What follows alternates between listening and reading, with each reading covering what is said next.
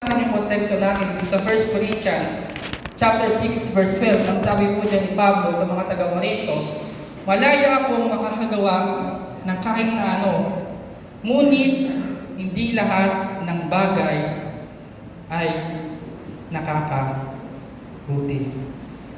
Everything is permissible, but not all are beneficial. Sa version po ng NIV, mayroon po tayong kalayaan na kahit nagawin na kahit anong gawin, but not everything is beneficial.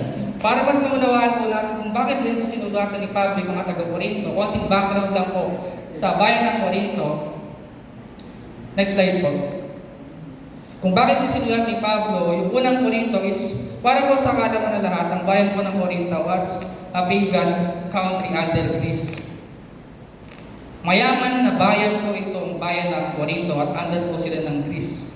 Bago po mag-mission dito sila Pablo, may iba po silang mga Diyos. Ang mga taga-Corinto dahil nga po under sila sa country ng Greece. Alam po natin yung mga Greek God, like God of Thunder, sila Zeus, sila Athena.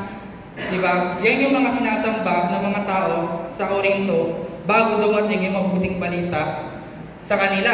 At kung bakit sinulatan ni Pablo itong mga taga-Corinto is para ituwid yung maling pangunawa nila sa sinasabing kalayaang bigay ng ating Panginoong Hesus. Sapagkat alam po natin, dito sa panahon ng biyaya, totoo na malaya tayong gawin ang lahat ng gusto nating gawin. Malaya tayong gawin lahat ng gusto nating gawin. Pwede nating gawin lahat ng bagay, kahit anong naisin natin. Pwede. Diba? Sapagkat katulad ng mga taga-Corinto, akala natin, ang ating Panginoong Hesus ay namatay sa krus ng Kalbaryo para pagbayaran ang iyong kasalanan noon, kasalanan mong ginagawa ngayon, at kasalanan mong gagawin pa lang. Kung gano'n naman pala papatawarin ng ating Panginoon lahat ng kasalanan na gagawin ko, edi gagawin ko na lahat ng pwede kong gawin. Pwede akong magkasala kasi pagka nagkasala ako, papatawarin ako ng Panginoon.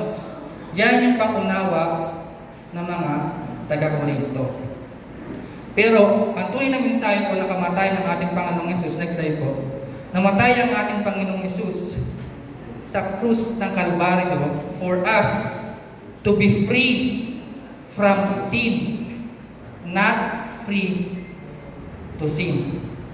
Namatay ang ating Panginoong Hesus para pakawalan tayo sa kasalanan at hindi tayo magpatuloy sa pagkakasala. Magkaiba po yun. Bakit kailangan tayong palayain ng ating Panginoon sa pagkakasala? Sapagkat ang kasalanan ang naging dahilan kung bakit tayo nalayo sa Diyos.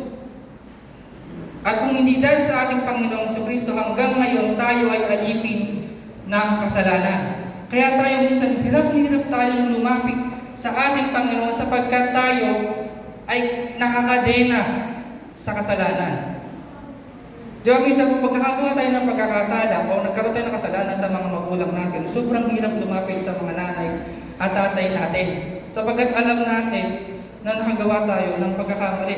But Jesus died on the cross for us to remove that guilt and also the punishment na mangyayari sa atin because of sin. But malinaw na malinaw, sinabi dito na Jesus died on the cross para makalaya tayo sa kasalanan, hindi malaya tayo magkasala.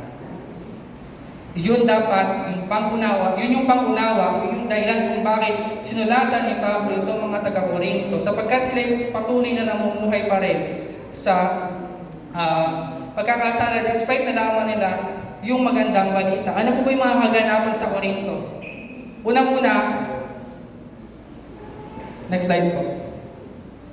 Unang-una nagkakaroon sila ng division sa loob mismo ng church. Sapagkat nagkamali sila kung sino ba dapat ang kanilang sinusunod. Sabi nila, ako kay Pablo, ako kay Apollos, ako kay ganito. No?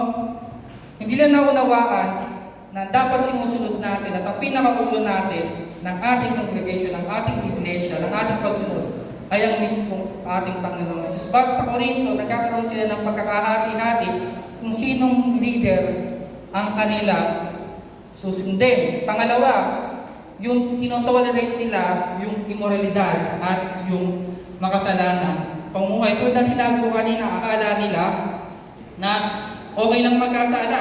Kasi sabi ni Pablo, lahat ng kasalanan na gagawin ko, papatawarin naman ng ating Panginoong Hesus. Namatay nga ang ating Panginoong Hesus dahil sa ating para pagbayaran yung mga kasalanan natin. But, nilinaw ni Pablo doon na hindi ibig sabihin na matay ang ating Panginoong Hesus. Itotolerate na niya yung immoralidad at yung makasalanang pamumuhay. Ano po ba nangyari sa Korinto? Meron po diyang kaganapan sa Korinto na mayroon doon isang lalaki na nakipagtalik sa kanyang stepmom. And tinolerate yun ng iglesia.